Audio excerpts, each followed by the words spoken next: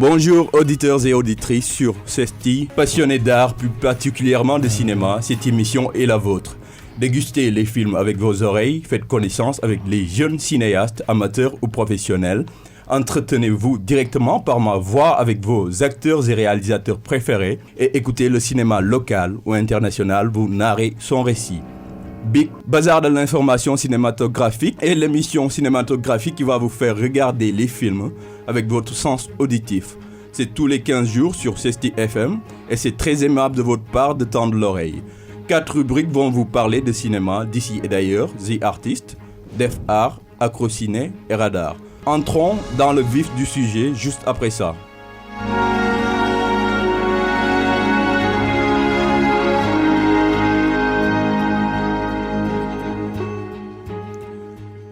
Pour la première du Bazar de l'information cinématographique, nous sommes gâtés, je dirais même chanceux. Au lieu d'un invité, nous en avons 3. Ils sont jeunes, férus de manga, de cinéma, de bande dessinée, j'imagine. Ils ont pris part à la réalisation du court-métrage Sandalman. Ils se nomment Charles Connet, Aïna Thiam, Jean-Jacques Toué. Messieurs, je vous dis bonjour. Avant de débuter l'entretien, écoutons quelques extraits de votre film. Tout a commencé avec un crime impardonnable. Pourquoi tu te caches? Donne l'argent. Vite, sinon je te casse la gueule. C'est quoi ça? C'est tout ce que j'ai. Je te casse la gueule. C'est tout ce que j'ai.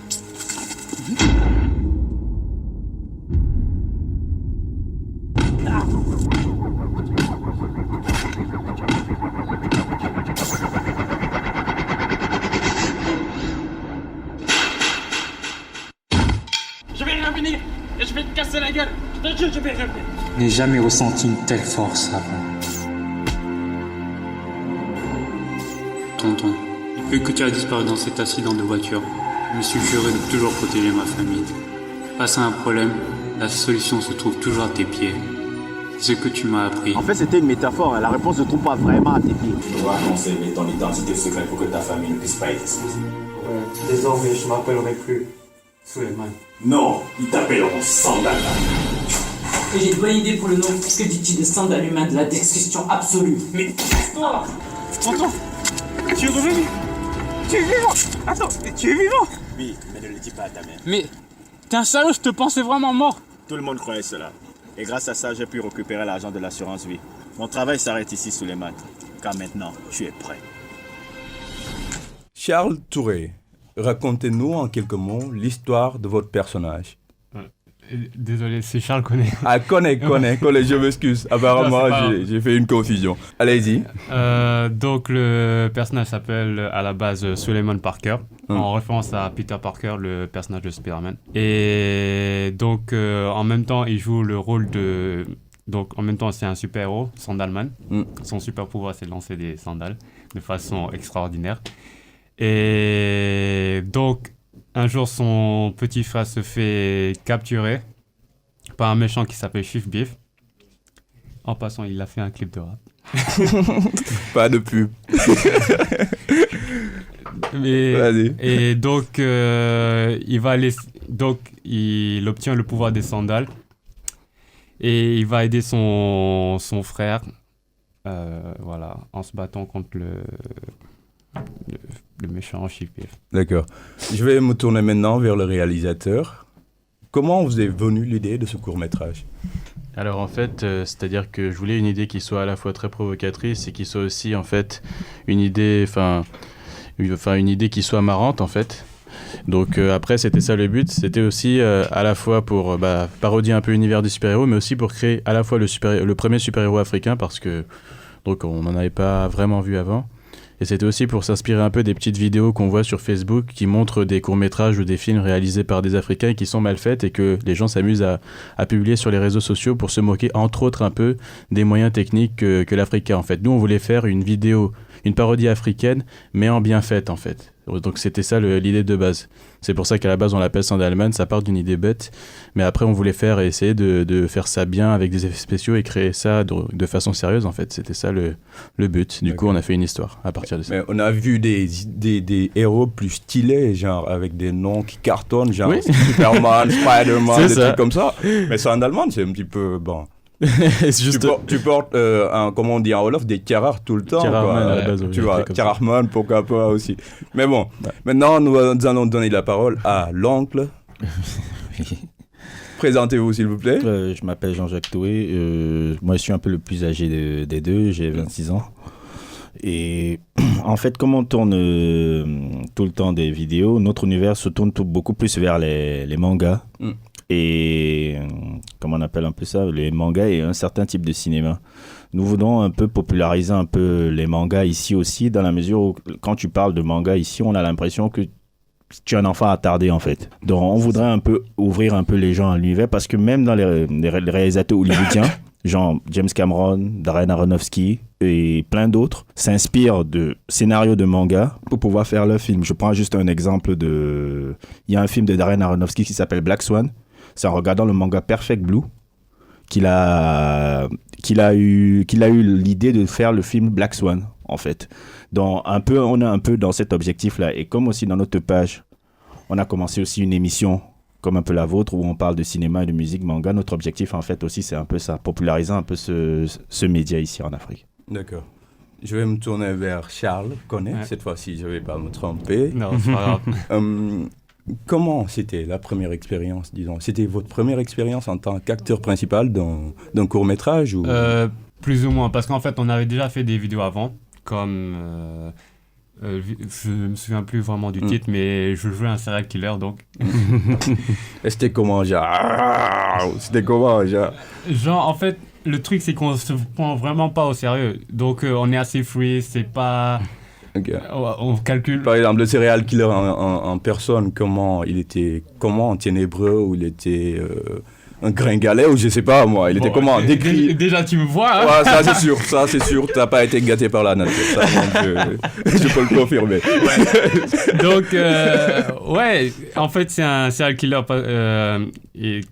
qui tue des gens parce que en fait il a pas eu. Il se faisait tout le temps maltraiter et tout ça. Pendant son enfance, quoi. Ouais, et tout le monde le respecte, personne ne le respecte. Okay. Donc, comme on dit sur Internet, le respect est mort, quoi. Voilà. Je vais me tourner cette fois-ci, encore une fois, vers le réalisateur. Oui. Votre rôle dans Sandalman. Oui. C'était un petit peu... moi, j'étais sidéré, en fait, de voir... J'ai du mal même à dire comment il a joué son rôle, parce que c'était, à mon avis, très bien fait. Mais il y a d'autres personnes qui n'ont pas réellement apprécié. Vous allez voir après, je vous réserve une très bonne surprise. D'accord. Maintenant, vous pouvez revenir sur le rôle que vous avez joué dans Sandalman. Bah, c'était le rôle d'une brute, quoi. En fait, c'était un peu pour parodier, genre, un délinquant ou enfin, quelqu'un qui aime agresser les gens, quoi. Et donc, voilà, c'était marrant, je me suis abusé. Et donc, j'ai essayé de jouer un rôle, j'ai essayé de me détacher le plus possible de ma personnalité de base, genre faire carrément l'inverse de ce que je ferais, genre en mode brut et tout. Enfin, je pense pas être exactement comme ça. Mais après, c'était surtout pour s'amuser, quoi. Et c'était aussi pour... comme il fallait jouer le méchant, j'ai essayé d'être le plus convaincant possible. Enfin, je crois...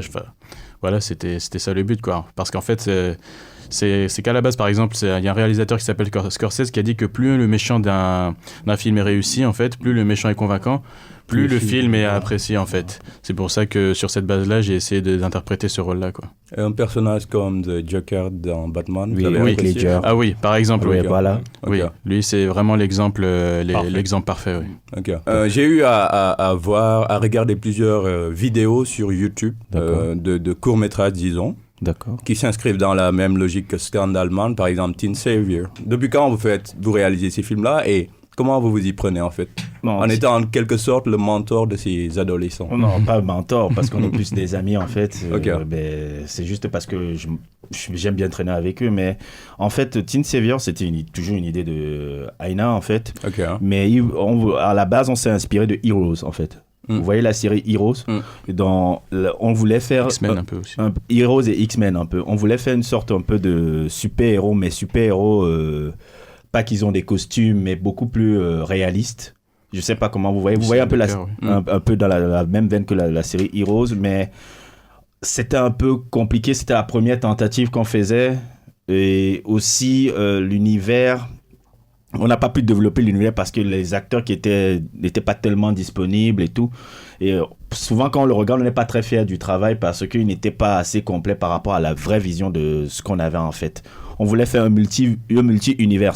En fait, dans les comics, souvent, il y a plusieurs univers.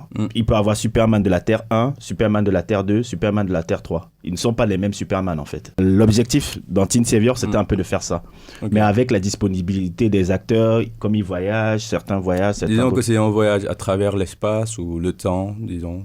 Voilà, c'était un peu ça, un peu le cliffhanger qu'on voulait faire à la fin pour créer un multi-univers, mais avec la disponibilité des acteurs, on n'a pas pu pousser l'idée plus loin, en fait. D'accord. Teen Savior, vous l'avez suivi, je pense. En comparaison avec Sandalman, qu'est-ce que ça donne, d'après vous?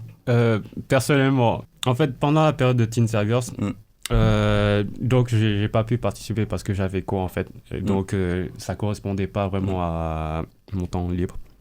Et personnellement, je préfère Teen Savior que Sandalman. On partage des passions, disons. Donc, parce que je trouve que Teen Savior a été très bien fait et le jeu des acteurs était assez naturel. Et maintenant, on va faire une petite pause musicale. On va écouter Le Roi du Yella, Baaba Maal, en attendant que Hulk s'amène.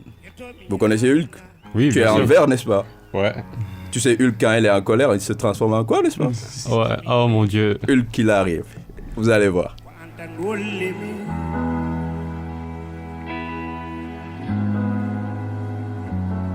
Holy me, could you dare me or do not. But in the cold light I live to love and adore you. It's all that I have. It's all that I have. In the cold light I live. I'll only live for you. It's all that I have. It's all that I have. And then only me.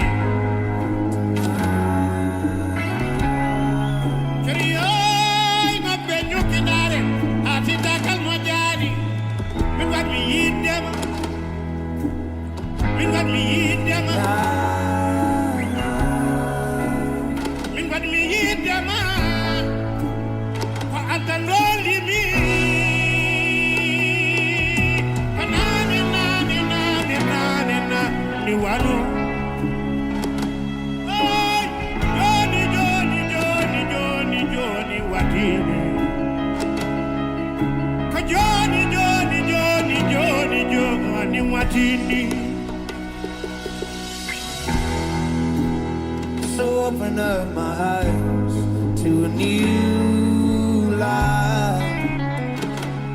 I want to drown your darkened land all night, but I lift up my eyes to a new high. And indeed there will be time, but in the cold light of to love and adore you. It's all that I am, it's all that I have. In the cold light I live, I'll only live for you. It's all that I am, it's all that I have.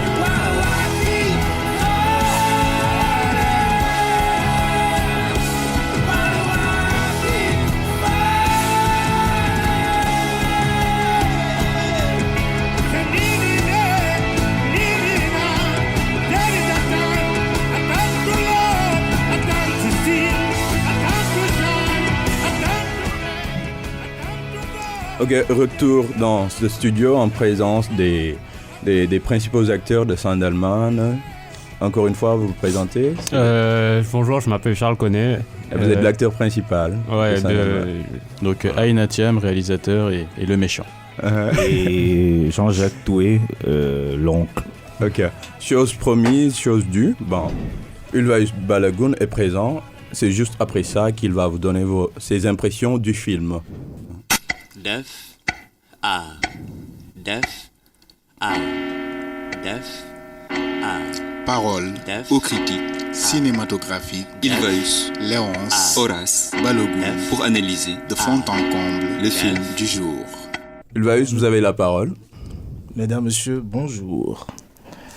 Chef-d'œuvre de jeune vidéaste, le court-métrage La légende de Sandalman, d'une dizaine de minutes, apparaît comme le fruit d'une imagination intense. Osons le dire, un homme doté de pouvoirs extraordinaires et investi de la mission de débarrasser le monde des méchants. Un tableau descriptif d'un rêve de gamin et surtout la volonté de traduire ce rêve en réalité.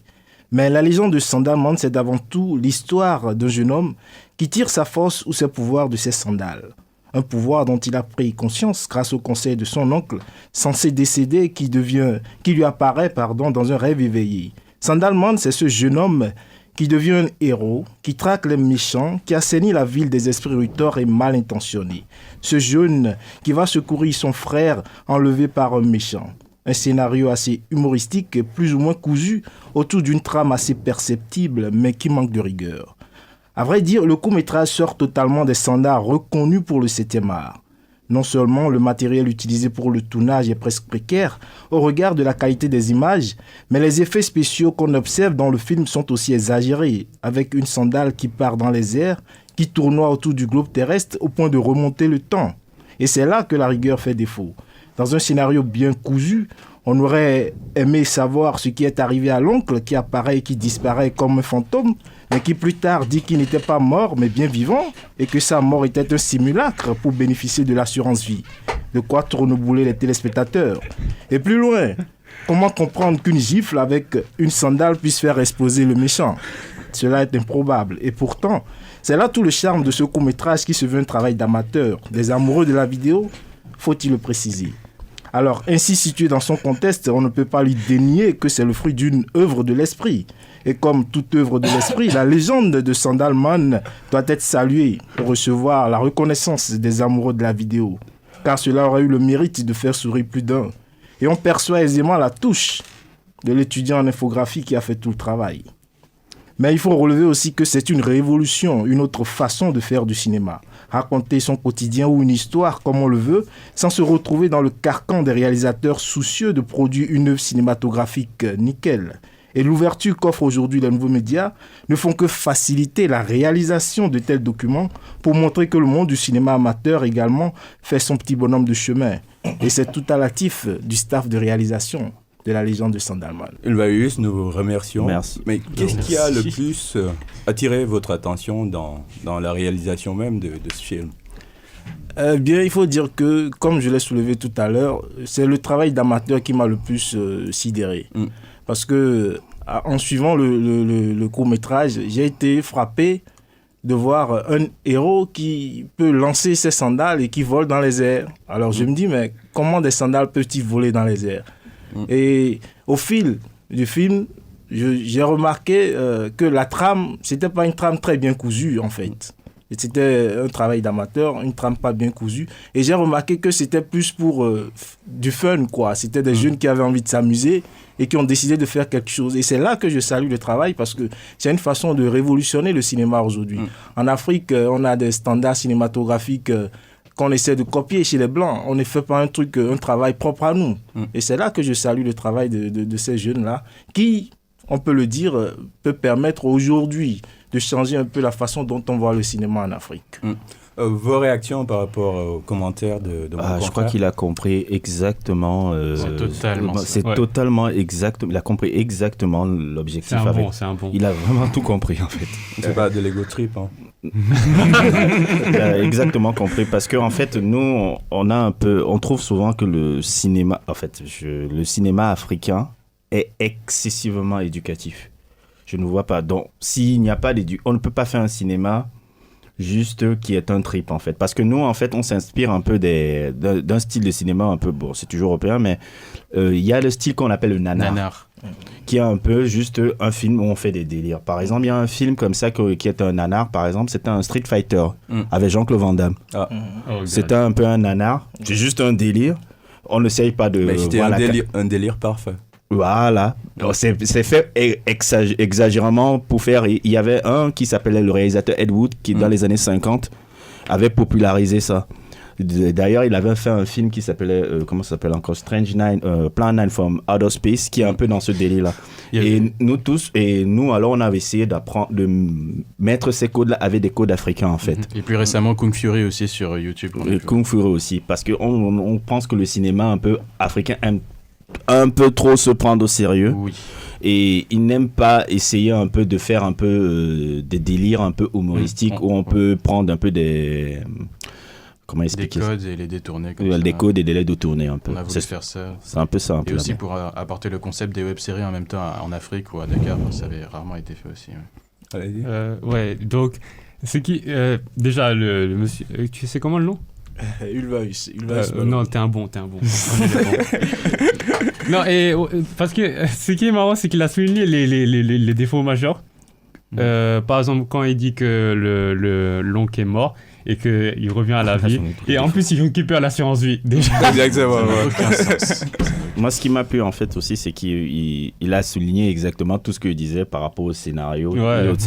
C'est exactement nos discussions qu'on avait en disant le scénario il est pourri. Il est pourri, c'est exactement. Il a tout bien mon scénario. Okay. Très bien. Ulvaeus, en tout cas, nous sommes très très ravis par l'analyse que vous avez faite du film. C'était excellent. Les invités ont même apprécié. Maintenant, si vous aviez des conseils à leur donner, ce serait quoi exactement ? Des conseils, je dirais que déjà, comme je l'ai souligné tout à l'heure, c'est déjà un fait d'avoir essayé de faire un travail de ce genre-là. Et ça révolutionne le monde du cinéma. Nous avons des festivals aujourd'hui comme Clap Ivoire qui peuvent faire la promotion de ce genre de films et les primer. Parce qu'aujourd'hui, avec les festivals comme FESPACO et consorts, c'est des films qui sont dans un carcan situé, quoi. On sait que, on vient là-bas, c'est pas des films de délit. Oui, alors, exactement. Ça peut permettre d'ouvrir la voie à une autre forme de cinéma. Et ça donne également son public, ça permet d'avoir son festival et son prix. Et donc, c'est peut-être de voir un peu au niveau du matériel utilisé, d'améliorer un peu le matériel, parce que le cinéma aussi, ce sont les images, la qualité des images. Effectivement. Il faut que ça soit dans un standard international pour que ça puisse se faire voir ailleurs. Et ça importe beaucoup. Maintenant, pour le scénario, il faut voir comment il faut peut-être éviter trop de délire aussi pour ne pas trop embrouiller le téléspectateur. Parce que dernièrement, j'ai suivi un film qui s'inscrit dans la même logique, qui est trop gag, disons, avec l'acteur, peut-être vous allez le connaître, vous le connaissez certainement, Sacha Baron Cohen. Oui, Sacha Baron Cohen. Son dernier film, c'était vraiment un délire, quoi. On n'y comprenait absolument rien. C'était juste pour rire. Il s'appelait comment le film ? Les frères Grimsby, je pense. J'ai vu l'affiche, mais je ne l'ai pas encore regardé. Okay. Maintenant, nous allons passer à une autre pause musicale avec Cass, qu'on va écouter en attendant qu'on souffle un petit peu, parce que là je sens que vous êtes un petit peu essoufflé. Non, même pas. Ça va. Vous n'avez pas à gêner, ça c'est sûr, quoi. Donc ceux qui ont gêné doivent... Aujourd'hui on a gêné. On n'a pas encore mangé.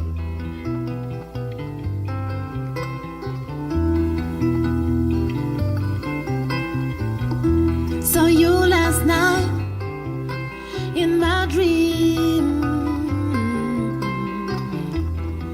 You looked so beautiful again. Now my heart falls in tears. Not a rainy day still come. I never thought that it would take so long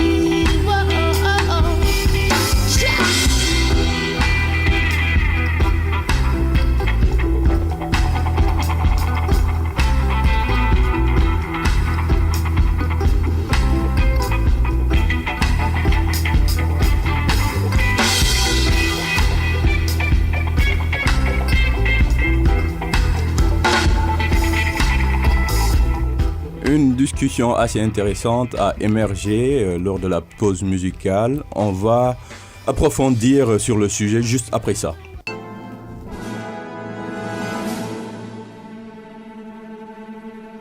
Dans la rubrique The Artist, faites plus ample connaissance avec l'invité du jour, son actu, ses projets et films réalisés.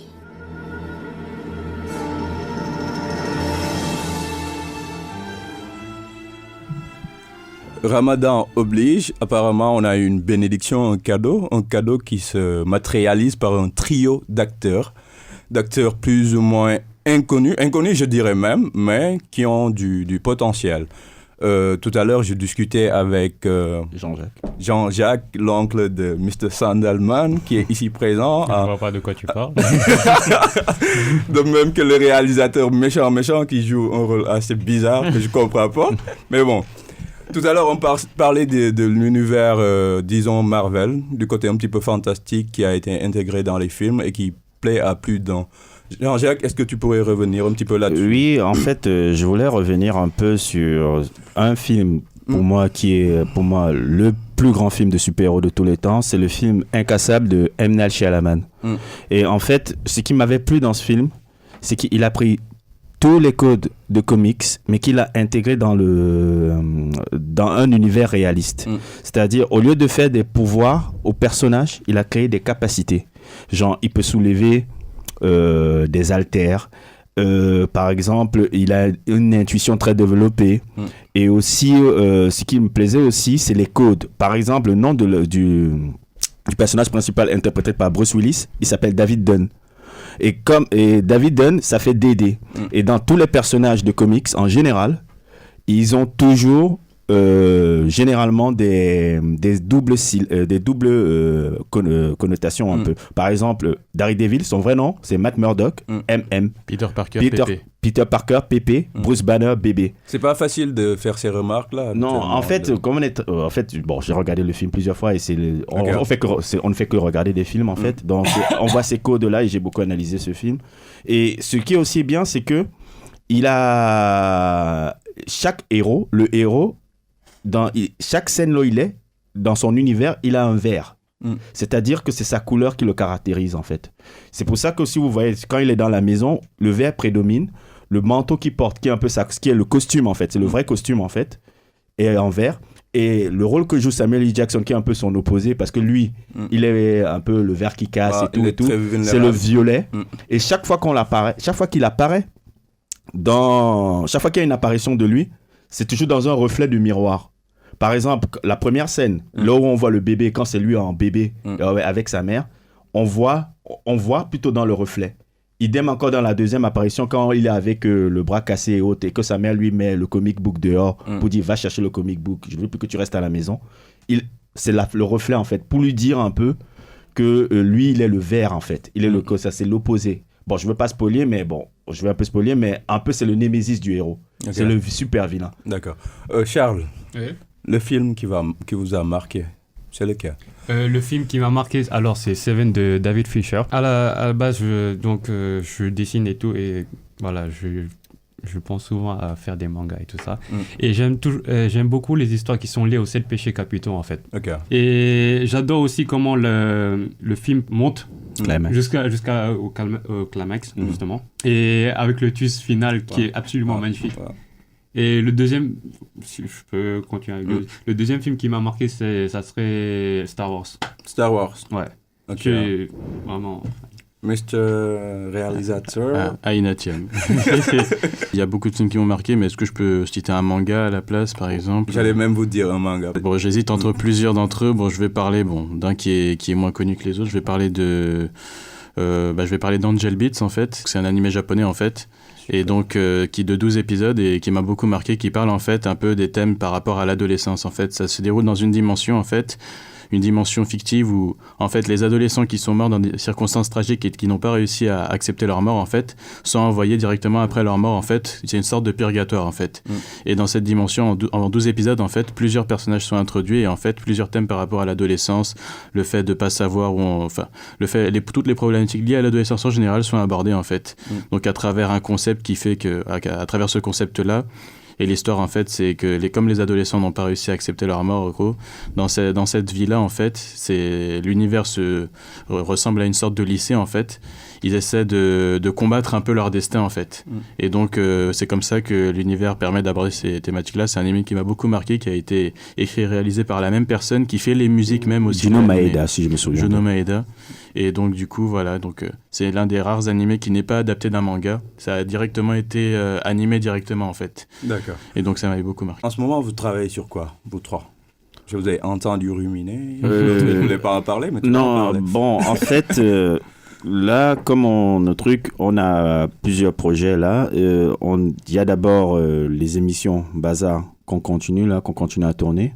Bazar comme... Oui, comme le vôtre. Comme le vôtre, en fait. Vous avez chopé mon truc. Vous savez même pas. Quand vous avez dit le sérieux. Quoi, docteur? Non, on le faisait bien avant. Non, c'est pas ça. On ne savait même pas. On ne savait même pas le truc. À la base, je voulais l'appeler carré d'opinion. Oui. Bon, bref. Vous allez changer après. Oui, bon, après, il y a aussi, of course, on veut pas trop en sortir les informations, mais on est en train de tourner la suite en ce moment de Sandalman qui sera un peu plus développé que celui du premier. On n'avait pas prévu de faire la suite à la base. À la base, c'était une idée qui était une provocation, et comme la provocation a bien marché, on s'est dit que puisque les gens déjà... Destinée à qui exactement, la provocation? Provocation au code du cinéma en général, du cinéma africain, de tout ça en fait. Mais ce qui me pose problème, c'est que vous ne pouvez pas vous enfermer dans votre univers et vouloir faire passer votre message. Parce que moi, j'ai dû creuser pour avoir accès à l'information. Moi, je suis de la banlieue, et dans la banlieue, on ne regarde pas ça, quoi. On s'en fout, quoi. On n'a pas le temps pour ça, quoi. D'accord. Ouais, donc il faudrait essayer d'être un petit peu ouvert. C'est pas mon job aujourd'hui, mais... Non, je comprends. Ouvert, même un petit peu. C'est-à-dire, ouvert, c'est-à-dire aller, genre... Essayer d'aller vers d'autres jeunes. C'est pas tout le monde qui est intéressé par l'univers Marvel. Oui, d'accord. Lorsque vous essayez d'intégrer un volet, je dirais pas très très réaliste, mais un petit peu réaliste et qui concerne le quotidien de certains Africains, là, peut-être que vous pourrez attirer l'attention. Justement, d'ailleurs, cette suite, en fait, là, c'était juste un délire, mais en fait, pour la suite, en fait, on avait justement un scénario, mais un scénario, en fait, qui s'applique dans le contexte de l'Afrique, justement. On va faire jouer plusieurs acteurs, même on va essayer de mettre d'autres youtubeurs dedans, parce que ça fait 5 jours que je suis revenu et on a commencé à se mettre sérieusement au projet. Hier, il y avait le Fabi 2016 à la place du souvenir, on en a profité pour prendre plein de numéros, prendre plein de contacts. Le but, c'est de regrouper plusieurs personnes pour réaliser ce scénario-là. Là, j'avais fini de l'écrire, il fait dans les 41 pages. Et donc, le but dans ce scénario, c'était cette fois-ci, ce sera pas un délire en fait. L'histoire, ce sera juste une histoire sur un super-héros africain. Et donc, on va mettre les thèmes de la situation politique en Afrique. C'est un peu les thèmes panafricanistes dans le délire. C'est un thème très panafricaniste. Dans ce contexte-là. Dans ce contexte-là, mais dans un délire super-héros. Okay. C'est un peu ça. Par rapport au choix des acteurs, Sandalman, lorsque vous jouez votre rôle, c'était comment? C'était difficile? C'était improvisé? C'était un truc de... Excuse-moi. En fait, à la base, il me dit que donc Aïna me racontait le speech de Sandalman. J'ai dit que j'allais pas le jouer. Je me respecte trop pour ça. Mais bon, après, je me suis dit, on s'en fout de la vie des gens, on va le faire. Et voilà. Donc, je me prends pas au sérieux pour Sandalman. Je me suis jamais pris au sérieux pour les tournages d'ailleurs. Dans la vie de tous les jours, vous êtes comment, disons? Ah, il faut demander aux autres. Il est comme le personnage. Donc pourquoi elle refusait de jouer Franchement. Ouais, voilà. Pourquoi tu vends les dossiers comme ça? Ouais. Tu es comme ça. Le cinéma africain, de manière générale. Moi, je suis très fan de Jean-Pierre Ekolo. C'est un réalisateur qui a mené le gars qui avait fait Quartier Mozart. Même aussi le réalisateur qui avait fait Balle de poussière, j'ai oublié son nom. C'est un Ivoirien. Je suis honnête. Moi, je suis très fan de ces gens-là. J'ai beaucoup de respect. Ça, c'est seulement que on a envie d'explorer d'une autre manière de faire le cinéma. On peut pas seulement tout le temps faire le cinéma à la Ousmane Sembène. Okay. C'est un peu ça notre vision en fait. Moi je suis excessivement respectueux du cinéma d'Ousmane Sembène. D'accord. Transition toute trouvée. On va écouter notre confrère Alassane Alioune Mbaye qui a fait un commentaire sur Ousmane Sembène et plus précisément sur son film Kantiaroy. Vous avez regardé le film? Moi, je l'avais regardé. J'en ai entendu parler, je ne l'ai pas encore vu. Tu n'as pas encore vu? Attends, Kantiaroy, c'est pas avec les tirailleurs? Je pense que c'est exactement ça. Je crois que je l'ai vu, oui, à la fin. Ah oui, je l'ai vu. Oui. T'as aimé? Ça m'avait choqué à la fin, oui. Donc, on passe au commentaire de Alassane Alioune Mbaye. La créativité errante de Sembène Ousmane a ceci de déroutant qu'elle mêle le burlesque à la gravité de l'instant. La trame de l'horreur n'est pas une compilation de discours haineux à l'égard de la puissance coloniale, encore moins un éloge à l'héroïsme du nègre. L'humour y est à la fois tendre, caustique et tragique et traduit explicitement la cupidité de ceux qui se prévalent d'une grandeur dédaigneuse. Le film Kantcharoy, comme ses autres productions cinématographiques, au-delà de sa portée historique certaine, invite à une fine réflexion sur les identités culturelles, religieuses, raciales et sur les stéréotypes. Ainsi, le tirailleur évolué ne saurait exprimer le mal qui le ronge par ses propres mots. Il est forcément communiste, nazi. Il vaut plus que ses frères ignares, moins que le noir américain. La comparaison avec le blanc est tout simplement outrageuse. Sembène Ousmane ne se fait pas l'apôtre du nivellement des dignités. La grandeur est en l'homme tout court, ou pas. Sa démarche teintée parfois de subjectivité, tout à fait excusable, offre une singulière lecture de l'atrocité. Les exigences légitimes des tirailleurs sénégalais, objet de la furie de l'autorité militaire, étaient trop conséquentes pour des hommes créchant dans des cases. En cela, ce film est prémonitoire. Il pose la question du traitement unique entre les tirailleurs sénégalais et les citoyens français qui se sont battus ensemble pour la France sans pour autant bénéficier des mêmes pensions. C'est la nuit, quand les applaudissements se sont tassés, quand les insouciants nègres ont exulté, quand les esprits se sont apaisés, espérant que leur dévouement à la France serait récompensé, que l'épouvante s'est abattue sur eux. Ce qui devait être un camp de transit porte aujourd'hui la mémoire funèbre des nations africaines éplorées et des espoirs déçus. De l'ingratitude aussi. La dignité de l'homme noir a été défendue dans ce film, mais aussi celle du blanc, au cœur accessible à la compassion. La fin du film témoigne du génie de l'auteur du roman Les bouts de bois de Dieu. Elle ne désigne ni de vainqueur ni de vaincu. Il n'y aura que des martyrs si peu célébrés et des bourreaux trop souvent épargnés. Mais Sembène ne s'adressait ni aux uns ni aux autres. C'est un dialogue avec l'humanité. Sembène Ousmane présente l'horreur avec son art, mais cela n'en fait pas moins un objet d'histoire. C'est un éveilleur de conscience, un redresseur de tort. Vous avez écouté à peu près le commentaire de mon confrère. Et lors de notre discussion, disons que vous faites un cinéma qui est aux antipodes, disons, de ce que fait Sembène. Oui, totalement. Revenez là-dessus un petit peu. Pourquoi, en fait, vous ne trouvez pas qu'un cinéma sérieux pourrait faire de sorte que les jeunes soient plus ou moins plus éveillés? Je pense qu'il y a déjà plein de réalisateurs en Afrique qui font déjà ça. Nous, on veut ajouter un nouveau souffle au cinéma africain, en fait. Un nouveau style. C'est pas qu'on fait un cinéma différent, c'est qu'on aborde des thèmes d'une manière différente, en fait. Donc il peut l'aborder d'une manière sérieuse en montrant la réalité telle qu'elle est, donc en installant une ambiance. Nous, des fois, on peut aussi choisir de l'aborder d'une manière dérisoire, en fait. Mais c'est le même message qui est derrière, en fait. Il y a Kurosawa au Japon. Il y a Nicolas Reo en Amérique et il y a Ousmane Sembène en Afrique. Ousmane Sembène, c'est un monument du cinéma africain. Sa façon de faire le cinéma est juste hors du commun. Il faut même prendre le contexte. On peut seulement choper des idées choper des idées par rapport à ce qu'il fait. Par exemple, Tiara, il a un chef-d'œuvre.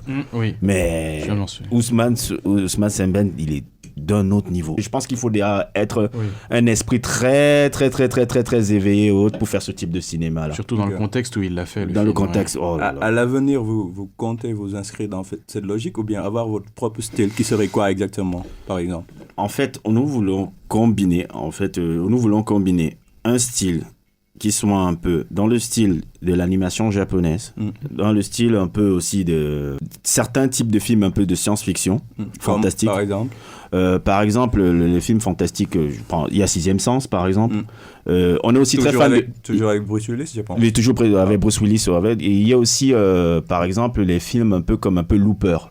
Looper, c'était qui encore? Looper, c'était le film avec Bruce Willis et Joseph Gordon-Levitt. J'ai oublié le nom du réalisateur. On veut un peu s'inscrire, mais dans une connotation africaine et par rapport à nos réalités. Parce qu'on ne peut pas faire de la même manière, mais c'est plus ce style de cinéma qui nous... Et aussi, on est fan de films d'horreur aussi. Donc, on est plus dans ce registre-là, des slasher movies, des trucs comme ça, qu'un cinéma un peu plus grandiloquent comme celui de Ousmane Sembène qui est beaucoup plus haut que le nôtre, qui est beaucoup plus haut que le nôtre. On peut pas arriver à ça. C'est-à-dire que nous, on va pas essayer de calquer sur son cinéma, on va plus essayer de faire en fait ce qui correspond à notre style. Ce qui nous correspond, quoi. Mais je pense que lui, son cinéma, c'est vraiment... Non, c'est autre chose. C'est autre chose. Maintenant, nous allons passer à une autre rubrique qui s'appelle Accro Cinéma. Ce sera juste après ça. Baby.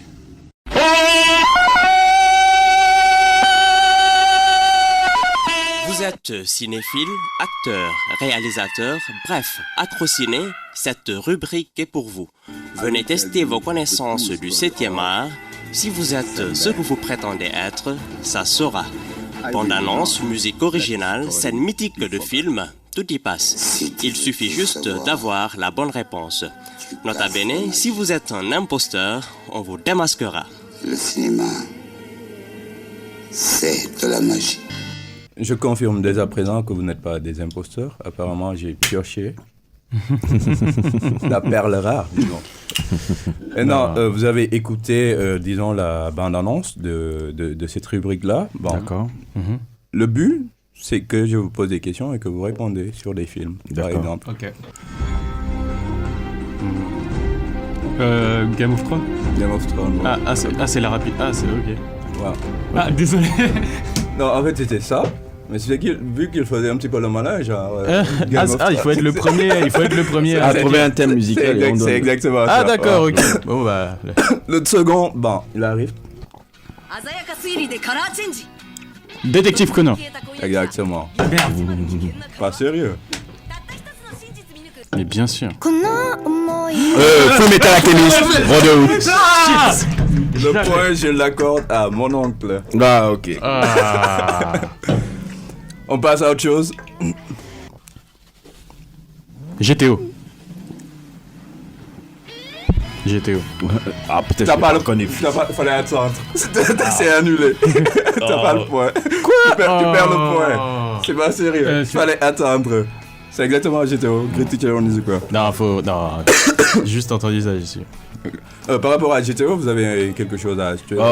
C'est quelque chose qu'on devrait diffuser dans toutes les écoles. C'est un animé qu'il faudrait même pas... C'est un chef-d'œuvre, le truc là. C'est un chef-d'œuvre, le truc. C'est même pas qu'on devrait montrer ça aux élèves, faudrait montrer ça aux enseignants. Cet animé vraiment. Pourquoi aux enseignants? Parce que vraiment, ça un enseignant qui est, disons, dévergondé, qui fait... C'est pas dévergondé, en fait... C'est pas l'exemple type de l'enseignant qu'on connaît, disons, quoi. En fait, pour moi qui suis un peu aussi... je vais pas dire enseignant, mais je suis au lycée français, j'apprends la musique un peu... parce que mon autre passion, c'est la musique, et je suis professeur de musique au lycée français.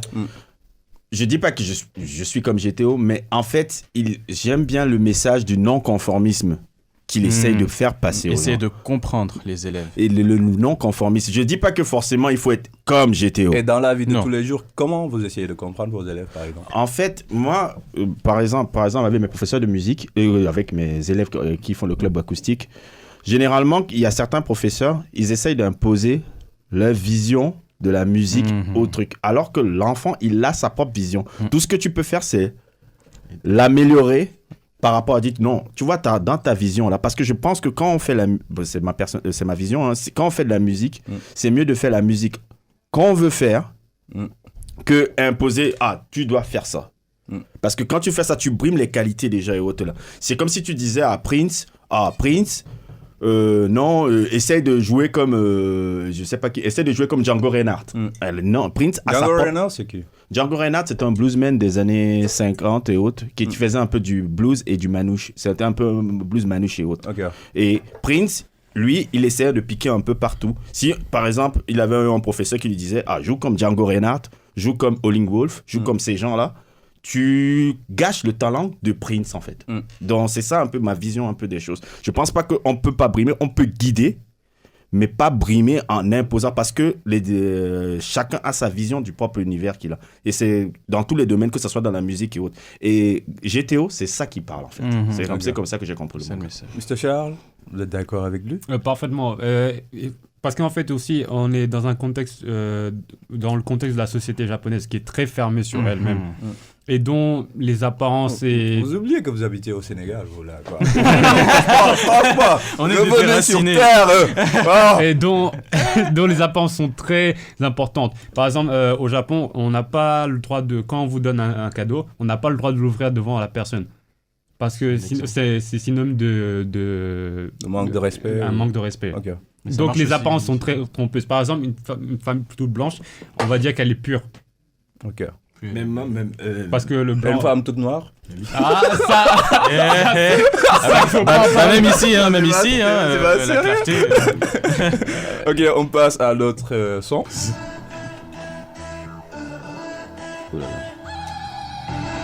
Je connais pas. Ouais, je connais pas aussi. En tout cas, la musique est bien. Hein. Non.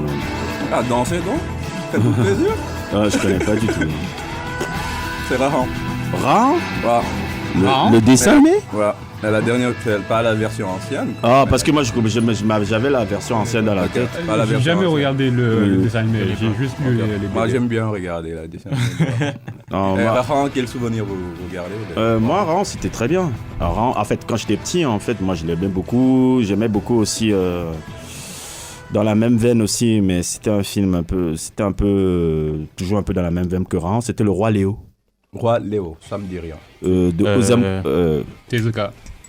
Le Roi Lion, en fait, a pompé cet animé. Ah. Oui, le Roi Lion, c'est le roi.